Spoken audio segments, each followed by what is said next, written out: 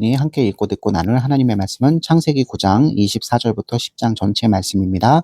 이 말씀을 저와 여러분이 한 절씩 번갈아 가면서 읽고 마지막 절만 한 목소리로 읽도록 하겠습니다. 하나님의 말씀을 들으십시오. 창세기 9장 24절. 노아가 술이 깨어 그의 작은 아들이 자기에게 행한 일을 알고 이들은 그 백성들의 족보에 따르며 노아 자손의 족속들이요 홍수 후에 이들에게서 그 땅의 백성들이 나뉘었더라. 아멘.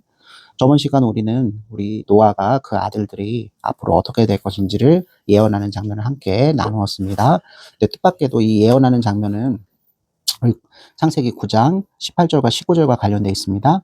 방주에서 나온 노아의 아들들은 셈과 함과 야벳이며 함은 가나안의 아버지라. 노아의 이 세 아들로부터 사람들이 온 땅에 퍼지니라. 예. 노아의 아들 3명으로부터 온 지구상의 모든 민족과 모든 국가가 형성되었다는 얘기를 9장 18절부터 19절에 이미 하고 10장에서 그것을 다시 한번 받고 있죠. 근데 뜻밖에도 노아의 세 아들로부터 나온 사람들이 온 땅에 퍼진 과정 속에 어떤 이야기가 가운데 들어가 있다? 바로 가나안의 아버지 함이 그의 아버지인 노아가 벌거벗은 채로 취한 것을 보고는 그것을 몹시 못마땅하게 여기고 성적인 희롱을 하면서 그 형들에게 일러바치며 그 말을 들은 형들은 오히려 그것을 일러바친 이 함과는 다르게 아버지의 치부를 가려주며 아버지가 하나님 앞에 당대의 의로운 자요 하나님과 교제하는, 사실 노아는 그 시대의 유일한 하나님과 교제하는 사람이 하나님의 말씀을 받고 하나님의 말씀을 전달하는 설교자라고 볼 수 있거든요. 예언자이면서 설교자. 그래서 오늘 우리가 이 시간에 갖는 의미가 있는 것이, 저번 시간에 여러분이 좀 의문을 가질 수 있는 상황. 아무리 노아가 이렇게 많이 화가 났더라도 이렇게 함부로 예언을 해서 그 자손들이 어디는 잘 되고 어디는 못 되게 하는 것이 이게 온당하고 타당한가? 여러분 충분히 그런 생각이 들 수 있잖아요. 근데 이 부분에서 이제 우리가 한번 깊게 생각할 것은 바로 24절과 25절 말씀인데요. 노아가 술이 깨어 그의 작은 아들이 자기에게 행한 일을 알고 이에 이르되. 여러분 이 24절과 25절 사이에 시간이 조금 더 많은 부분이 들어가 있다고 생각하는 것이 좋을 것 같아요. 일단 노아는 술이 깨었고요. 자기에게 일어난 일이 무엇인지를 알게 되었습니다. 부끄러움을 느꼈을 거고요. 그래서 하나님 앞에 나아가서 회개하면서 기도를 했을 것입니다. 그럴 때 하나님께서 만나 주셨겠죠. 여러분 25절의 말씀, 25절부터 27절까지의 말씀이 노아가 단독적으로 그 아들들의 운명을 예언한 것으로 보기에는 사실상 어폐가 있습니다. 노아가 하나님께 받았던 말씀을 저 자손들인 아들들에게 한 말로, 그리고 이 성경을 읽고 있는 우리 모든 하나님의 사람, 여러분 아담에서부터 누구에게로 이 하나님의 아들들의 계보가 이어지죠? 누구는 죽고 가인의 손에 아벨은 죽고 누가 그 계보를 이어간다? 셋을 통해서 계보가 이어지며 그 셋의 계보에서 난 사람이 노아고, 그렇죠?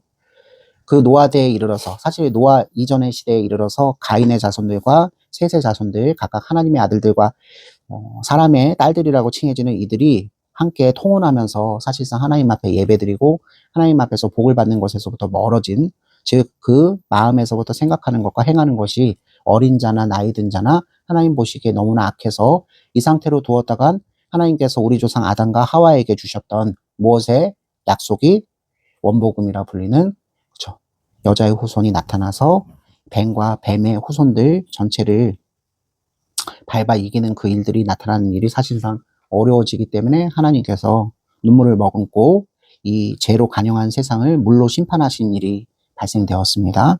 여러분 기억하시죠?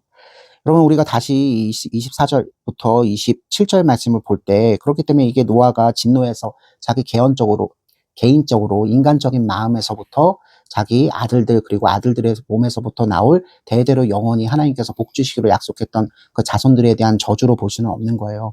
하나님으로부터 받은 말씀을 전달하는 것으로 우리가 볼 필요가 있다는 것이죠. 어떤 사람은 이것을 신탁이라 부르기도 하는데요. 일단 하나님께서는 노아가 비록 술에 취해서 하나님 앞에서 범죄하며 엎드려져 있는 그 상황 가운데서도 누구를 눈동자같이 보았다? 노아와 노아의 아들들을 눈동자같이 보셨습니다. 근데 그 보신 게 그날 하루에 지났다고 생각하시면 안 돼요.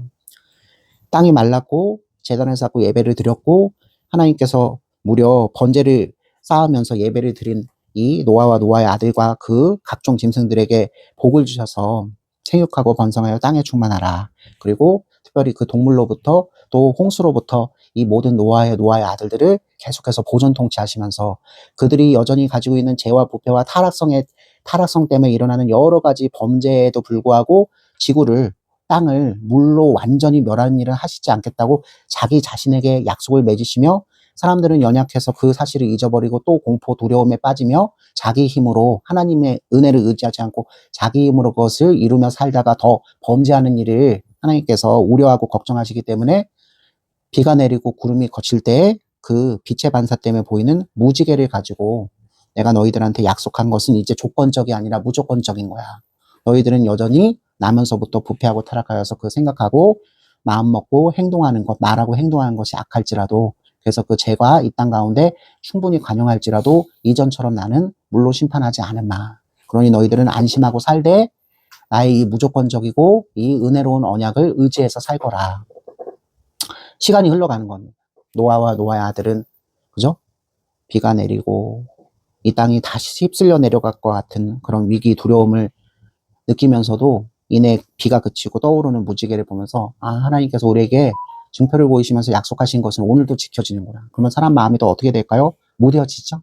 오늘 그 9장 24절부터 27절에 이르는 말씀들을 다시 한번 살펴보고 이 말씀들이 실제로 10장 말씀을 통해서 어떻게 실현됐는지를 우리가 눈으로 직접 확인하는 시간을 갖겠습니다. 먼저 창세기 9장 18절과 19절 말씀을 보시면 방주에서 나온 노아의 아들들은 셈과 함과 야벳이며 함은 가나안의 아버지라 노아의 이 세 아들로부터 사람들이 온 땅에 퍼지니라 라고 적혀 있습니다. 그러면서 10장 1절을 보시면 다시 한번 이 사실이 반복되는데요.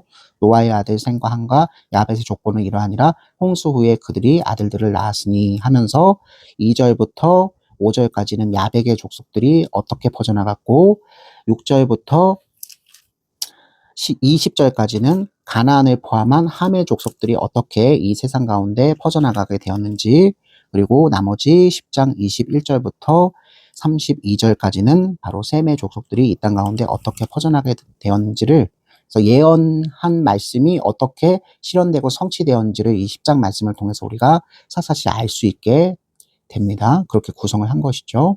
이 하나님께서 사실상 두 번째 창조를 해주신 평안의 세상, 평강의 세상, 기쁨의 세상을 누리고 있는 노아를 비롯한 노아의 아들들과 모든 이 땅의 각종 짐승들은 점점 그것을 너무나 당연한 것, 너무나 뻔한 것으로 생각하며 좋은 말로 하면 호기심, 나쁜 말로 하면 하나님께서 기뻐하시지 않는 것도 내가 할 수 있다고 하는 죄와 부패와 타락성 그 죄책에 더욱더 가까운 마음과 마음은 마음에서 끝나지 않죠. 언어와 행위로 이어지는 것을 즉 홍수 전에 하나님 앞에 심판받았던 사람들과 다름없는 모습을 조금씩 드러낼 즈음에 결국 이 문제가 터진 것입니다.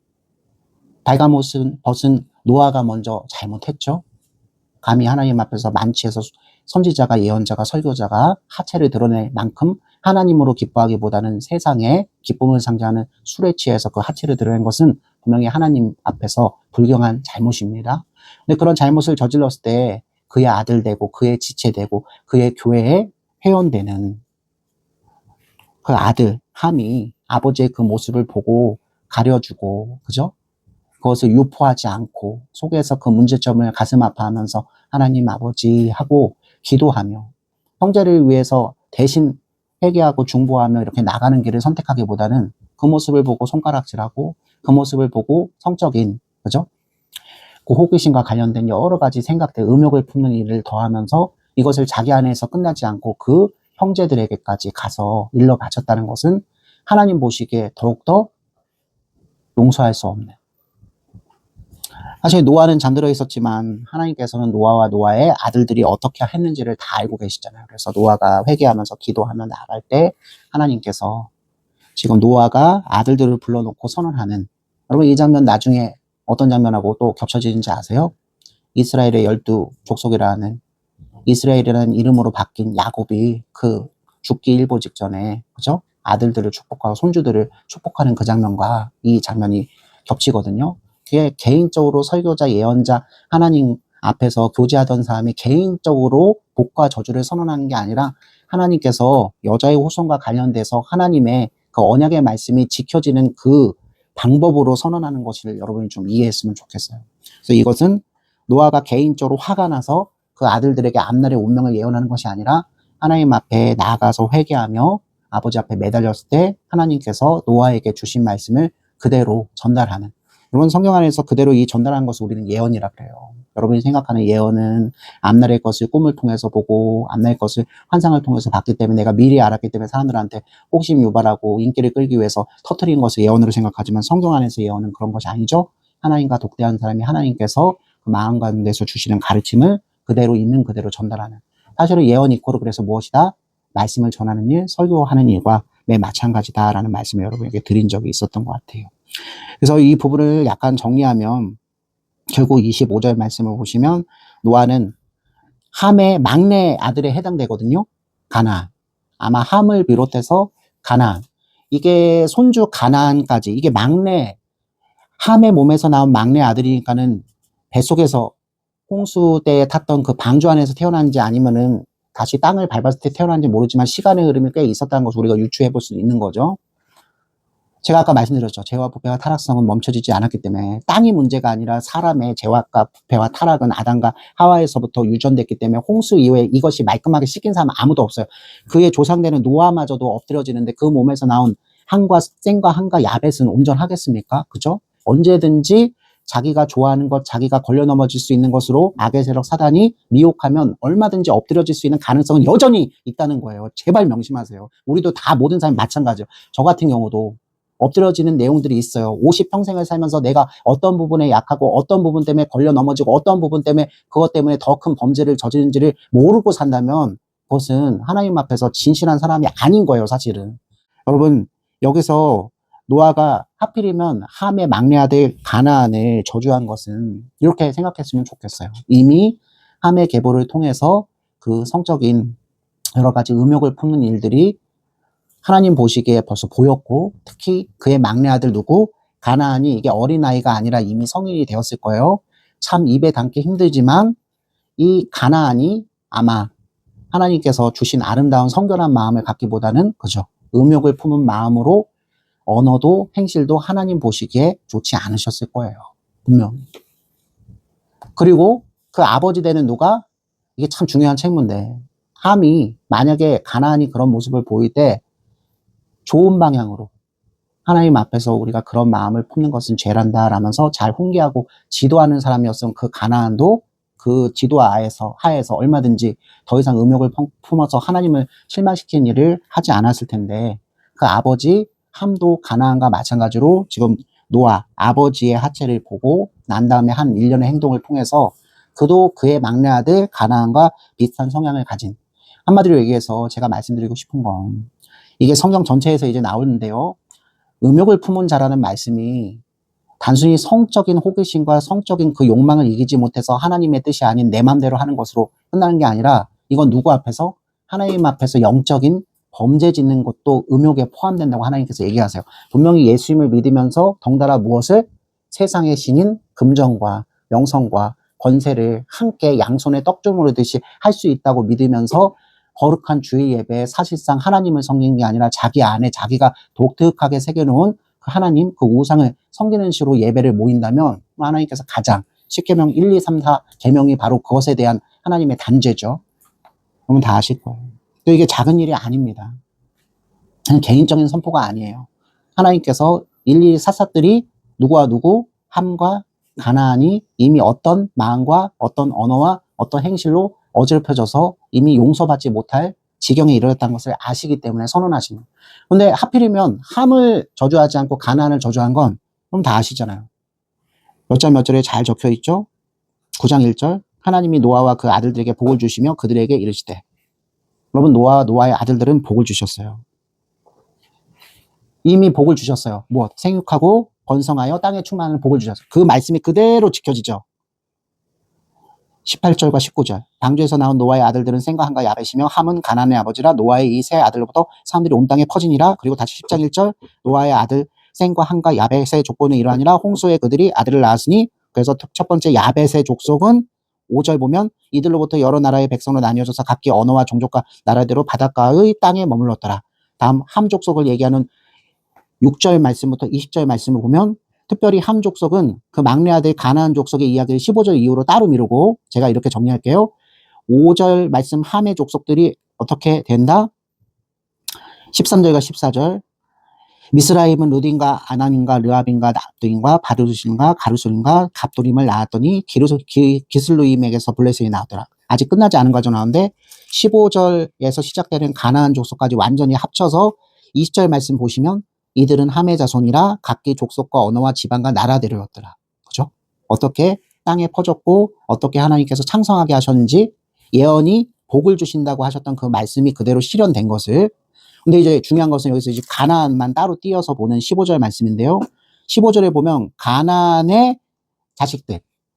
그러니까는 노아의 입장에선 증손자가 되는 거예요. 근데 여러분 혹시 아시나요?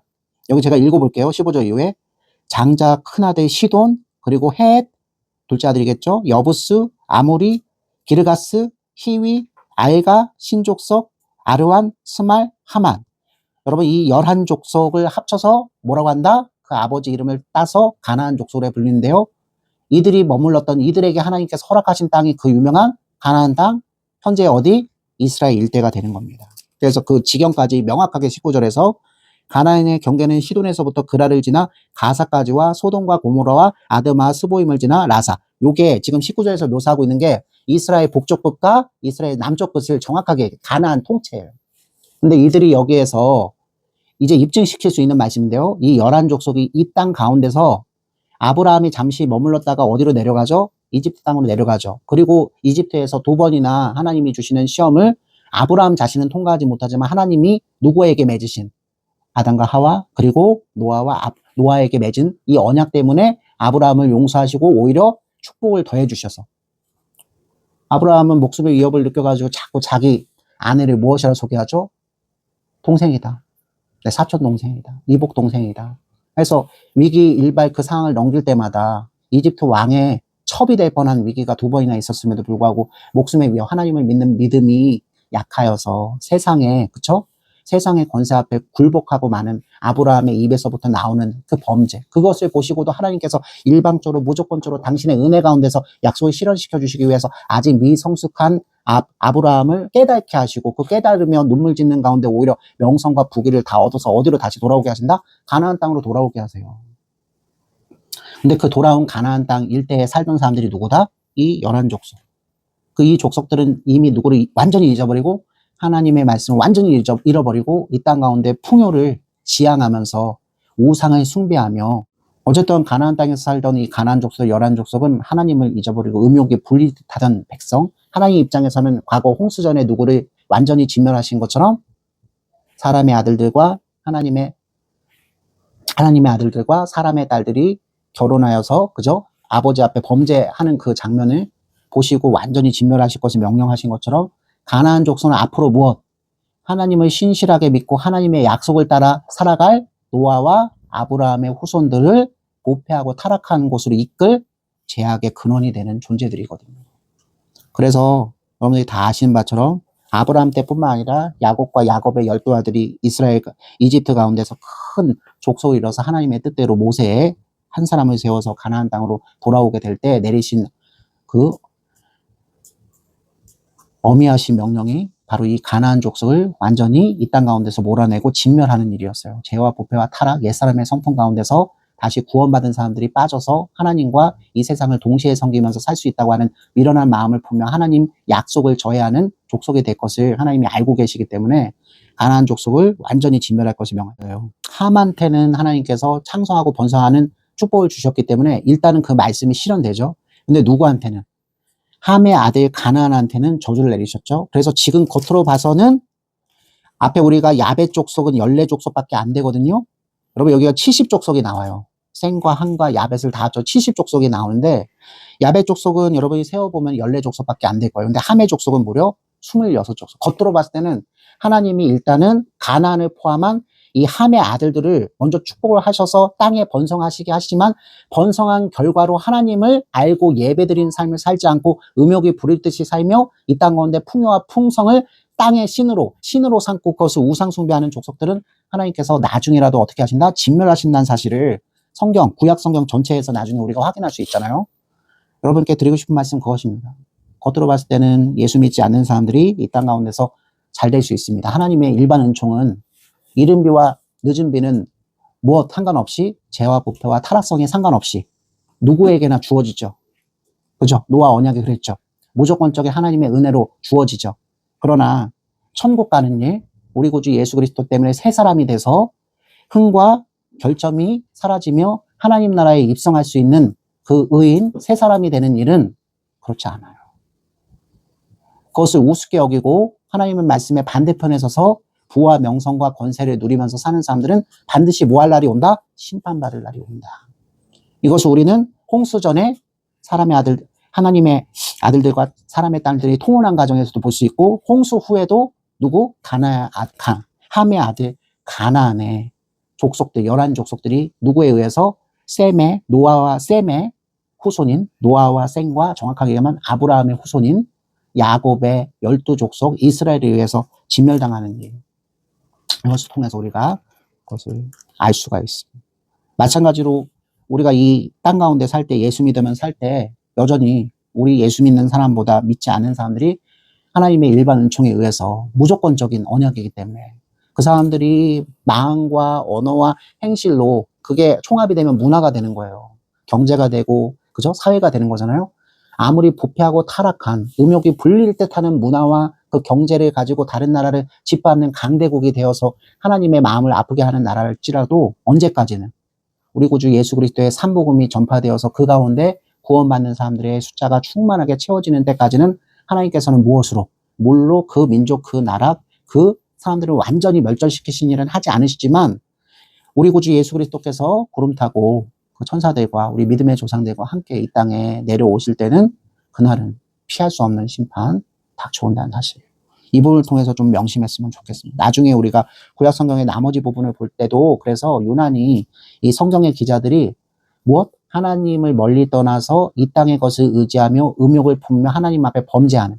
여러분, 이제 더 이상 죄라는 것이 사람과 사람 사이에서, 그쵸? 욕하고 비방하고 마음 앞에 한 것에서 지나지 않죠? 오히려 하나님을 알지 못하고 하나님을 알았으나 그 생각에 반대하며 내 뜻대로 내 주권을 주장하며 내 마음대로 살겠다고 하는 것이 오히려 누구 앞에서? 하나님 앞에서 죄인 것을 우리 예수 믿는 사람들 분명히 고백해야 되잖아요.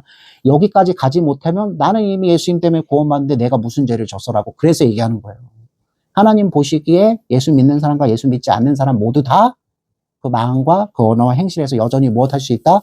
죄를 지으면서 하나님 앞에 유죄를 선언받을 수 있는 가능성이 여전히 남아있는 것이죠. 다만 성령과 말씀의 지배와 통치를 받으면서 무엇? 마음의 찔림을 받고 엎드려질 수 있고 용서받을 수 있는, 우리 구주 예수 그리스도의 이름으로 용서받을 수 있는 그 아름다운 성령께서 우리에게 계시기 때문에 다행인 것 뿐이죠. 이제 말씀을 정리합니다.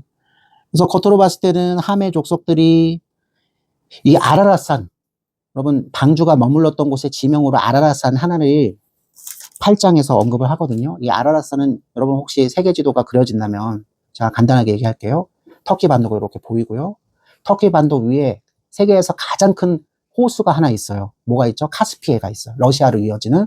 근데 그 카스피해 반대편에 뭐가 있냐면 호수처럼 보이지만 호수가 아닌 그리스 쪽으로 얇게 연결돼서 결국 바다로 빠져나갈 수 있는, 여러분 잘 아는 뭐가 있다? 흑해라는 바다 아닌, 호수 아닌 바다가 있어요.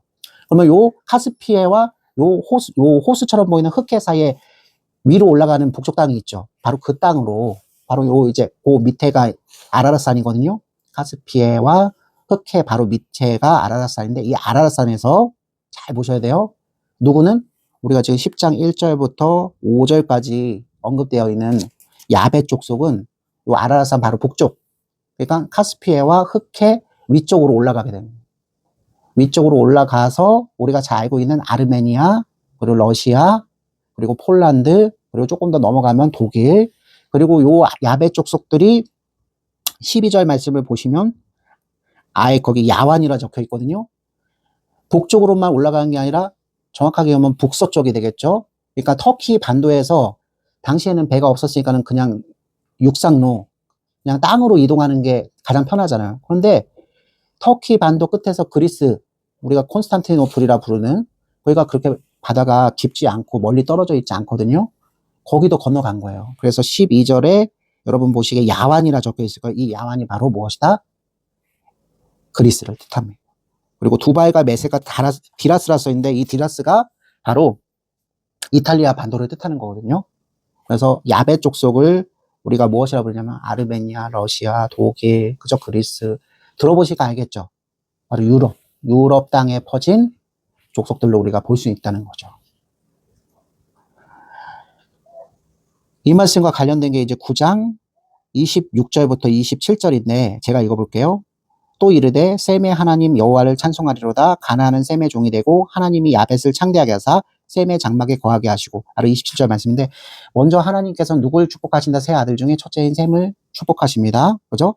그리고 어떤 큰 명예를 주시냐면 하나님은 바로 누구의 하나님이다? 셈 족속의 하나님이다. 누구를 통해서? 노아에서 누구를 통해서? 셈을 통해서 하나님의 약속, 여자의 후손이 이 땅에 오셔서 완전히 그지? 여자의 후손 그 인자 그 그리스도께서 죄악간에 있는 인간의 그 문제를 완전히 해결하신 일이 누구를 통해서? 노아와 셈을 통해서 이루어질 것임을 말씀하신 것이거든요. 그러면서 27절에 동시에 누구도 축복하신다? 야벳을 축복하시는데 야벳은 어떻게 하신대요? 창대하게 하신대요. 우리 인류 역사사상 방금 제가 일부러 10장 1절부터 5절 말씀을 괜히 말씀드린 게 아니죠. 아라랏산 북쪽과 아라랏산 북서쪽을 통해서 각각 어디? 유럽 쪽으로 들어간 지금의 유럽의 반도 쪽으로 들어간 이 야벳 족속들로 인해서 어떻게 된다? 인류 문화가 더 발전하게 되죠. 그리고 셈 족속은 끝내는 이제 아브라함 족속으로 이제 이어지는 거잖아요. 처음에는 여호와 하나님을 믿고 유일신이신 여호와 하나님 앞에 예배드리는 자들이 그들밖에 없었지만 그리스도 예수께서 오셔서 그 중에 믿는 자들, 유대인 기독교인들만 있는 게 아니라 특히 누구를 사용하셔서 베드로와 바나바와 바울, 특히 바울을 사용하셔서 여러분 사도행전 14장과 16장에 보시면 여러분 너무나 잘 아신다면 1차 전도 여행을 바울은 어디에서 했죠? 터키 일대에서 하거든요. 지중해에서 시작해서 안디옥 교회까지 갔다가 배를 타고 구브로로 갔다가 터키 반도에 가요. 터키 반도는 여러분 아까 서쪽으로는 그리스로 들어가는 거잖아요. 그리고 동쪽으로는 우리가 잘 알고 있는 이란과 이라크, 인도 쪽으로 갈 수 있는 거잖아요. 그죠? 바울은 애초에 하나님 앞에 기도하면서 어디로 갈 것을? 동쪽으로. 즉 터키 반도 동쪽에 아프가니스탄, 이란, 이라크 그리고 인도 쪽으로 갈 것을 생각하고 있었는데 바울이 잠들었을 때 환상 가운데서 누가 나타나죠? 한 마케도냐 사람. 그럼 마케도냐는 그리스 북부 지방이잖아요. 그리스 사람이죠. 유럽 사람의 대표죠. 나타나서 우리에게 와서 복음을 전해달라라는. 그래서 결국에는 바울은 동쪽으로 가는 것을 포기하고 배를 타고 어디로 간다? 바로 그리스 쪽으로 넘어가죠. 기억나십니까? 바로 그 장면을 뜻해요. 야벳은 일단 하나님께서 창대하게 해주셔서 14족속에 불과하지만 어디로? 서쪽으로 북서쪽과 그쵸? 서쪽으로 계속 퍼져나가서 땅을 많이 차지하게 되잖아요. 유럽 일대의 조상들이 되는 크고 작은 유럽의 지금 나라들의 조상들이 되는 유럽의 나라들은 사실은 근대화되고 국가가 된 것은 17세기 이후라서 국가 역사가 짧아요. 이들은 다 뭐다? 봉건제도에 의해서 족속에 그쵸? 그렇게 살았잖아요. 어쨌든 셈과 함과 야벳 중에서 가장 창대하게 될 것은 야벳이지만 27절 말씀 보시면 때가 이르면 셈의 장막에 거하게 하시고 아까 바울과 바나바와 베드로의 선교를 통해서 사실상 누구였던 복음을 알지 못하던 이방인에 불과했던 그리스 사람들과 아르메니아 사람들과 그 당시에는 로마 그리고 로마 북쪽과 로마 북서쪽에 있었던 지금은 독일과 프랑스 땅이지만 과거에는 게르만 야만족이라 불렸던 그 게르만족까지 무엇이 퍼져나가게 된다? 하나님의 삼복음 예수 그리스도의 삼복음이 결국 퍼져나가게 돼서 이방인들이 복음의 초청을 받고 예수 믿는 사람으로 돌아오는 일이 그쵸 나타나게 된 거죠. 유럽의 중세 역사 전체가 그랬던 거예요. 그래서 이 말씀은 그렇게 실현되는 겁니다. 27절 말씀은 하나님이 야벳을 창대하게 하사 일단 셈의 장막에 거하게 하시고 셈과 더불어서 하나님의 장막 가운데 유대인 그리스도인뿐만 아니라 이방인 그리스도인들이 돌아오게 하시고 이 말씀은 이미 실현되었죠. 그리고 함의 아들 가나안은 그 두 족속 셈과 야벳의 종이 되는 이것도 역사적으로 실제로 그랬어요. 그래서 이 시간에 조금 더 볼 것은 6절 말씀에 보면은 가나안을 제외한 나머지 함의 아들들이 굵직굵직한 민족이 됐거든요. 첫 번째 보시면 6절에 보시면 구스, 그 다음 미스라임, 다음 북과 가나안 되는데 특별히 7절에서 구스의 아들들 소개하죠. 이 구스가 어딘지 아십니까? 에티오피아예요. 이집트 남쪽에 있는 이집트보다도 훨씬 더 강성했던 에티오피아. 지금도 인구를 1억 이상 가지고 있는 많은 자원이 있는 발전 가능성이 높은 국가예요. 그리고 이 구스를 통해서 8절에 누가 태어난다? 니므롯이 태어나는데 어떤 속담까지 만들어질 정도로 용감한 사냥꾼이었다? 아몬은 여호와 앞에 니므롯같이 용감한 사냥꾼이다. 야, 우리 동네에 요섭이라는 애가 있는데 걔가 얼마나 용감한 사냥꾼인지 몰라. 과거 누구에 비견할 만큼, 니므롯에 비견할 만큼 용감한 사냥꾼이야. 그런 속담이 생길 만큼. 근데 이 말이 좋은 말은 아니죠. 용맹했던 건 좋지만 하나님 앞에서 살인을 하지 말라고, 하나님 피를 흘리게 하지 말라고, 피는 흘리게 하면, 사람의 피를 흘리게 하면 핏값으로 갚게 할 것. 결국은 이 사냥꾼이 됐다는 것은 그 폭력성을 가지고 하나님을 알지 못한 채로 이 세상을 지배하고 정복한 일에 애를 썼다는 얘기가 되잖아요. 여러분, 그래서 이 니므롯을 통하여서 여러분 10절 보시면 시날 땅의 바벨과, 드디어 우리가 아는 이야기가 나오죠. 11절에 아수르와 나아가 니느에, 보이시죠? 대제국들이 형성되게 됩니다. 겉으로 봤을 때는 분명히 함은 저주를 받았잖아요. 네 막내 아들이 종이 될 것이다. 근데 그 막내 아들이 아닌 다른 아들들의 몸을 통해서 나온 족속들은 번영을 했어요. 근데 문제는 11장 말씀 가보시면 아시겠지만 이 시날 땅 바벨에서 누가 흘러 들어온다?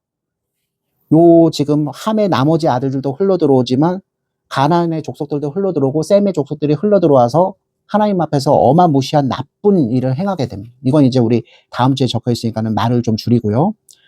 그래서 여러분들 제가 아까 드렸던 말씀 꼭 기억하세요. 하나님은 함 또한 축복하셨기 때문에 약속을 지키시되 가나안이 개인적인 부분이 아니라 가나안의 언어와 행실과 모든 것을 이미 똑똑히 지켜보셨기 때문에 그렇게 하나님 앞에서 하나님을 잃어버리고 자기가 주인이 되어서 성적인 결정권도 자기에게 있고 능욕할 수 있는 권리도 나한테 있고 그것을 다른 사람한테 전해서 공동체 전체를 혼란에 빠지게 하는 것도 하나님께서 원하시지 않는다는.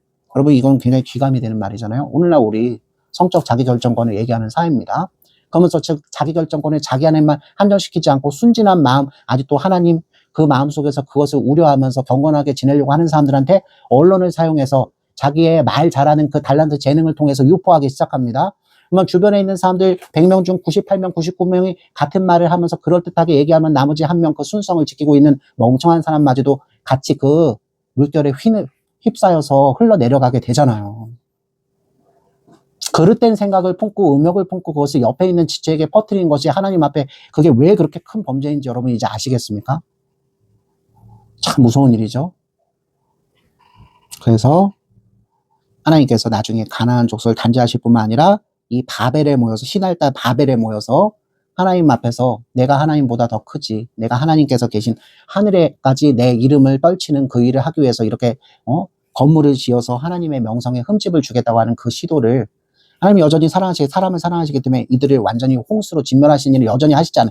무조건적인 언약, 무지개 언약, 노아 언약은 지켜지는 가운데 오히려 언어를 혼잡게 하셔서 그 일을 더 이상 논의하고 더 이상 그 일을 하지 못하게끔 하셔서 땅으로 흩어버리신 일을 하시죠. 사실 10장에 적혀있는 이 각 족속이 땅으로 퍼져나가며 그 언어가 다른 채로 고유한 문화와 문명을 짓게 한 것은 언밸런스한 일이었던 거예요. 본래는 하나님 앞에 범죄를 짓는데 완전히 진멸하셔도 되는 것을 하나님은 사랑하시고 자비하신 마음이 더 크셔서 저들을 흩으시긴 하지만, 말이 통하지 않고 그죠? 흩으시긴 하지만 여전히 하나님께서 노아와 노아의 아들들과 각종 짐승에게 주셨던 것처럼 땅에 번성하여 생육하고 번성하여 땅에 충만한 말씀을 지키게 하시려고, 이 말씀에 대한 도전으로 저들이 모여가지고 나쁜 짓을 할 때 오히려 흩어지게 하는, 이건 요즘에 우리 교회에도 그대로 해당이 되거든요. 나는 우리 교회가 너무 좋아, 우리 목사님이 너무 좋아, 우리끼리 모여서 너무나 신나, 이렇게도 놀고 저렇게도 놀고 이렇게도 사경회하고 우린 바깥에 복음을 전할 이유가 전혀 없어, 우리끼리 서로 사랑하잖아. 하나님은 지금의 우리 모든 예수 믿는 사람들에게도 똑같이 생육하고 번성하여 땅에 충만하라, 세상을 외면하지 말고 나아가서 복음을 전하고 나아가서 너희들이 하나님의 대사로서 너희에게 준 그 소명대로 살 것을 명령하시잖아요. 그래서 교회는 무엇하고 무엇하는 걸 잘해야 된다? 모이고 흩어지는 걸 잘해야 돼요. 모이는 것만 교회로 생각해서 월화수목 금토일 전부 다 그 안에 예배 프로그램 집어넣고 컨퍼런스 집어넣고 그쵸? 성경 필사 집어넣고 무조건 저녁이든 아침이든 교회로만 모이게 하는 게 교회가 아닌 거예요. 주일과 모이는 날을 통해서 충분히 하나님 말씀을 깨닫게 했으면 그가 생활해야 될 곳은 어디다? 그의 소명을 가지고 지금 직업의 전선으로 뛰고 있는, 가정을 품고 있는 그곳에 돌아가서 하나님의 말씀대로 그죠? 생각하고 말하고 행동하면서 그것을 드러내는 것이 필요하잖아요. 이제 말씀을 정리합니다. 그러면 이제 남아있는 것은 셈 족속밖에 없죠. 21절 말씀. 셈의 족속은 누구를 종으로 삼고 함의 아들 가나안을 종으로 삼고 그의 형제 누구 야벳의 같은 족속 가운데서 거하게 하는 하나님의 언약 복음이 전달되게 하는 하나님이 축복하신 그죠? 민족이 되는 것이죠. 그들의 족보를 간단하게 살펴보면 21절 이렇게 시작됩니다. 셈은 에벨 온 자손의 조상이요. 이 에벨이란 말에서부터 어떤 말이 나오냐면 그 영어 거이나 독일어 거에서 H 앞에 첫 소리가 H로 시작될 때 이거 발음을 잘 안 하거든요. 사실은 에벨이란 말이 먼저 있었던 거 이걸 표기할 때 H자를 적어놓은 건데 사실 발음을 안 해요. 난 사실은 히브류 이런 말이 있거든요. 에벨이 바로 히브리 족속을 뜻하는 겁니다. 이스라엘 족속. 셈은 이스라엘 온 자손의 조상이요 야벳의 형이라 그에게도 자녀가 출생하였으니. 여러분 여기 지금 족보 가운데 선택적 족보예요. 모든 아들의 자손을 다 기록한 게 아니라 중요한 굵직한 하나님 앞에 그죠? 보존 통치되는 그래서 굵직한 족속들만 지원하게 돼 다 있다고 생각하시면 안 돼요. 그래서 보셔야 될 게 뭐가 있냐면 24절 아르박살이 있어요.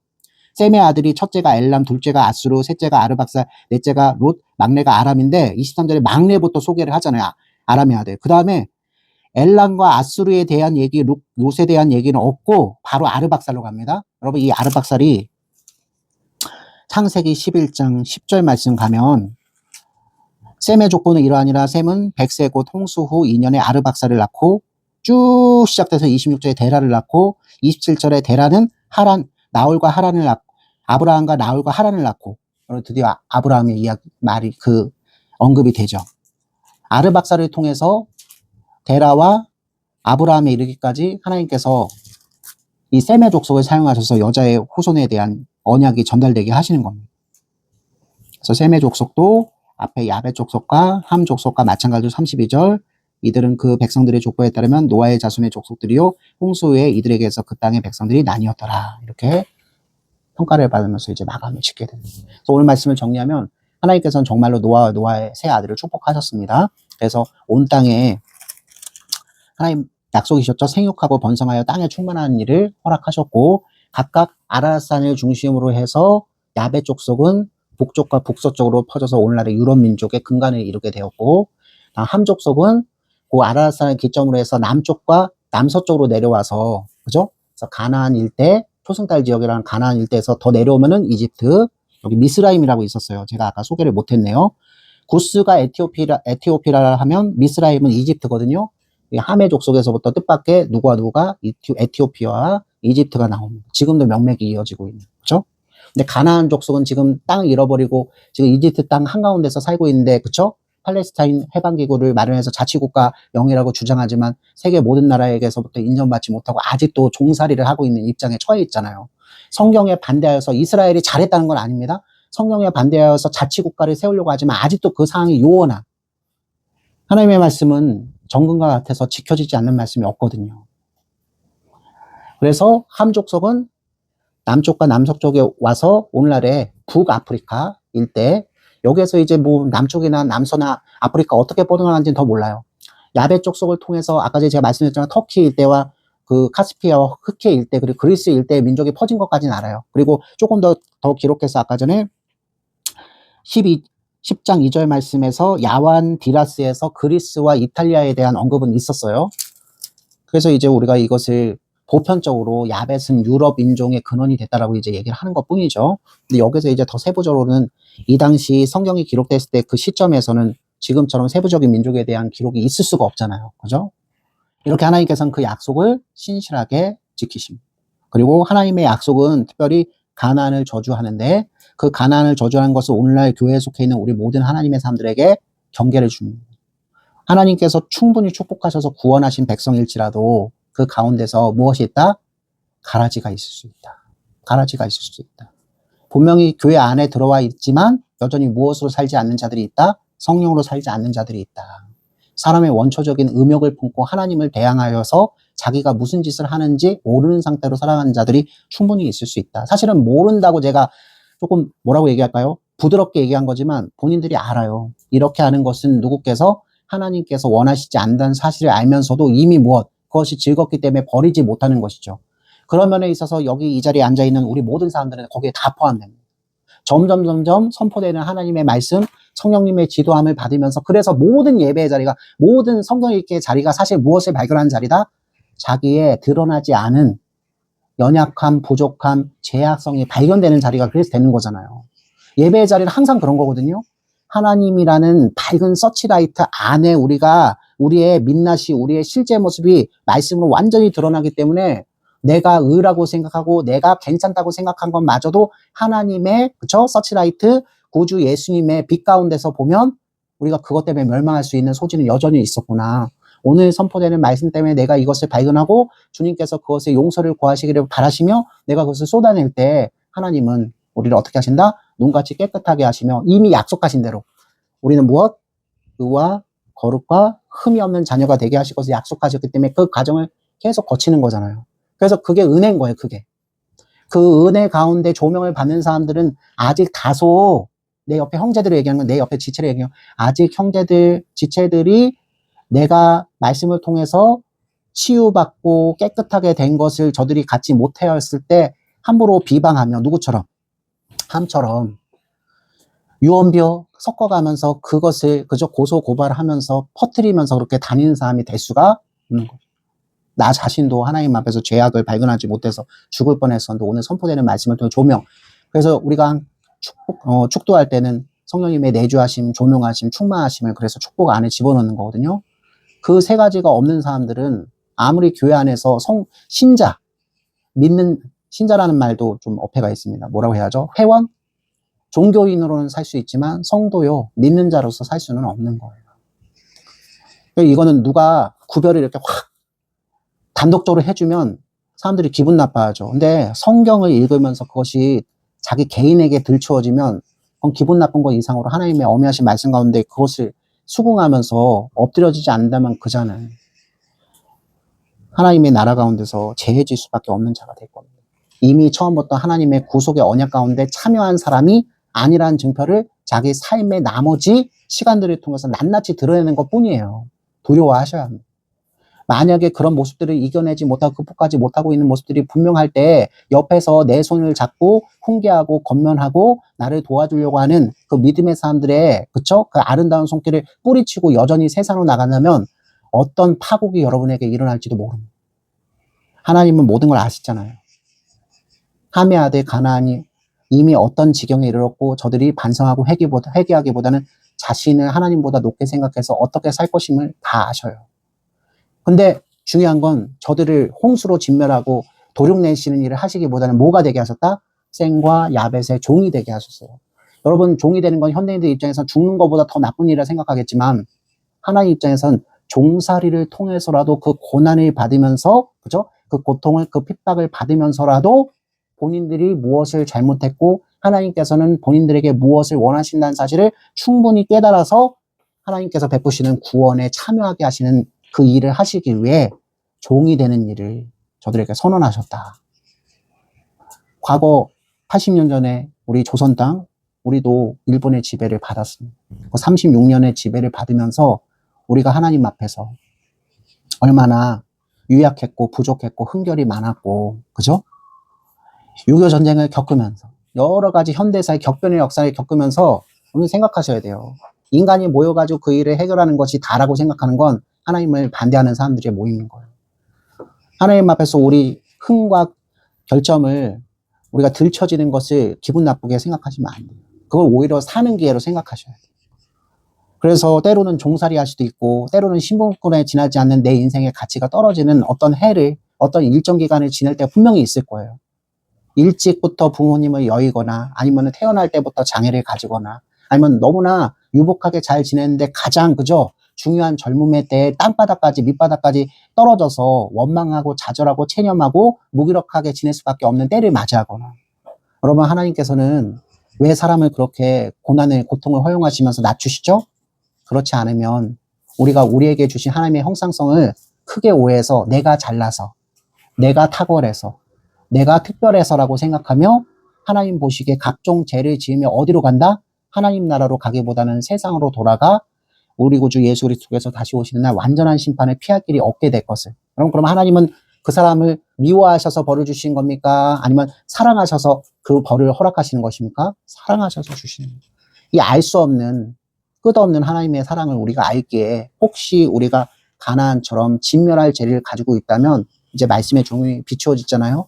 가나안 족속은 회개하지 않아서 결국 하나님 앞에 벌 받는 일을 피할 수 없었지만 오늘날 성령과 말씀으로 우리의 흥과 결점을 충분히 발견하여서 하나님 앞에 잘못했습니다. 회개합니다. 말로만 하지 않고 내가 이 죄 짓는 것을 멀리 물리치고 이것과 계속해서 싸우고 하나님이 기뻐하시는 정결한 상태로 가고자 하오니 나를 도옵소서. 나를 선한 길로 이끌어 주옵소서. 여러분 기도가 안 나올 수가 없는 거죠. 근신하지 않을 수가 없는 거죠. 다른 사람들을 손가락질 하기보다는 내가 어떤 사람인지 잘 알고 있기 때문에 나를 점검하면서 하나님 앞에 은혜를 구하는 일을 계속 해나갈 수밖에 없겠죠. 이게 사실은 기도예요. 이 기도를 나를 향해서만 하는 게 아니라 옆에 있는 지체들, 누구 입장에서 누구를 그렇게 한 것처럼 생과 야벳의 입장에서 그 아버지의 치부, 그 흥결을, 그죠? 함께하는 마음, 자식으로서 함께하는 마음, 선지자와 예언자와 설교자가 해당되는 이자가 엎드려졌을 때 그것을 지적하고 그것을 드러내고 그것을 유포해서 공동체 전체를 하나님 보시기에 아름답지 않은 상태를 빠뜨리기보다는 하나님 믿는 믿음이 있기 때문에 하나님 앞에 토로하면 충분히 용서해 주시고 다시 세워주신다는 것을 충분히 체험했고 그것이 형제에게도 그대로 적용될 것을 믿기 때문에 그 아름다운 마음으로 먼저 용서해주고 그를 선한 길로 이끌어주는 저와 여러분들이 되기를 주님의 이름 축원합니다. 모든 원수의 워싸도 아무 근심 없도다. 아멘. 이제는 우리 주 예수 그리스도의 은혜와 하나님의 높고도 진실하신 사랑하심과 성령 하나님의 내주하심과 조명하심과 충만하여 주심이 오늘 말씀을 듣고 하나님께서 노아와 노아의 세 아들을 축복하시되 그 함의 아들 가나안을 저주하시며 우리에게 경계 삼으신 것에 큰 뜻이 사실은 그 가나안마저도 구원하시고자 하시는 끊임없는 영원한 하나님의 사랑에서부터 비롯된 것임을 알고 그것 때문에 은혜 받은 우리 모든 하나님의 사람들 머리 위에 이제로부터 영원까지 항상 함께 계실지어다. 아멘. 아멘.